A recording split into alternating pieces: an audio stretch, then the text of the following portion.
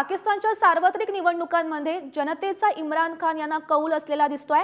इम्रान खान यांच्या पीटीआय पक्षाचा 96 जागांवर सध्या विजय झालेला आहे।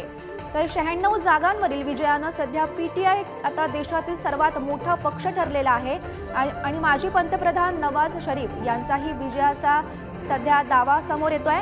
नवाज शरीफ यांच्या पीएमएल-एन पक्षाचा 69 जागांवर सध्या विजय झाल्याचं पाहायला मिळतं। तर महत्त्वाची बातमी आपण सध्या पाहतोय, पाकिस्तानच्या सार्वत्रिक निवडणुकांमध्ये जनतेचा कौल आहे तो इम्रान खान यांच्याकडे असलेला दिसून येतोय। तर या संदर्भात माहिती देत आहेत आमचे प्रतिनिधी पद्मेश पवार सध्या आपल्या सोबत आहेत।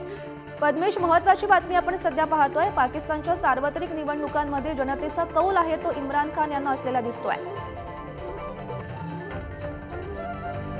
समर्थक आहे त्या उमेदवारांना 96 जागा त्यांनी जिंकलेल्या आहेत। ज्या पाकिस्तानमध्ये ज्या निवडणुका झाल्या त्याच्यामध्ये अद्याप आपण बघितलं तर इम्रान खानची जी पार्टी आहे ती आघाडीवरती आहे। नॅशनल असेंब्लीच्या निवडणुकांमध्ये 265 जागांपैकी 241 जागांचे जे सध्या निकाल लागलेले आहेत। आपण बघितलं तुरुंगात असलेले बंद असलेले माजी पंतप्रधान इम्रान खान यांच्या पीटीआय या पक्षाने जरी या पीटीआय पक्षाचे उमेदवार नसले तरी त्या पक्षाचे जे पाठीराखे होते त्यांनी स्वतः वेगळं लढून अपक्ष लढून त्यांनी 96 जागा जिंकल्या। त्याचबरोबर नवाज शरीफ यांचा जो पक्ष आहे पीएमएल-एन यांनी 69 जागा जिंकल्या आहेत। त्याचबरोबर तो तिसरा एक जो पक्ष आहे बिलावल भुट्टो झरदारी यांचा त्यांनी 52 जागा जिंकलेल्या आहेत। शरीफ यांचा जो पक्ष आहे शरीफ यांनी असं सांगितले की आम्ही सरकार स्थापन करू।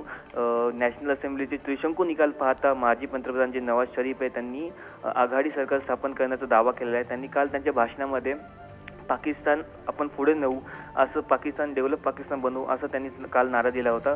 लाहोरमध्ये आपण बघितलं तर त्यांनी जे भाषण केलं ते अनेक लोक तिकडे जमा झाले होते। त्याचबरोबर नवाज शरीफ 1.71 लाखाहून अधिक मतांनी काल ते निवडून आलेत। त्याचमुळे त्यांचा जो जोश आहे आता सध्या शिखरावरती आहे। नक्कीच पद्मेश, धन्यवाद दिलेल्या या माहितीसाठी।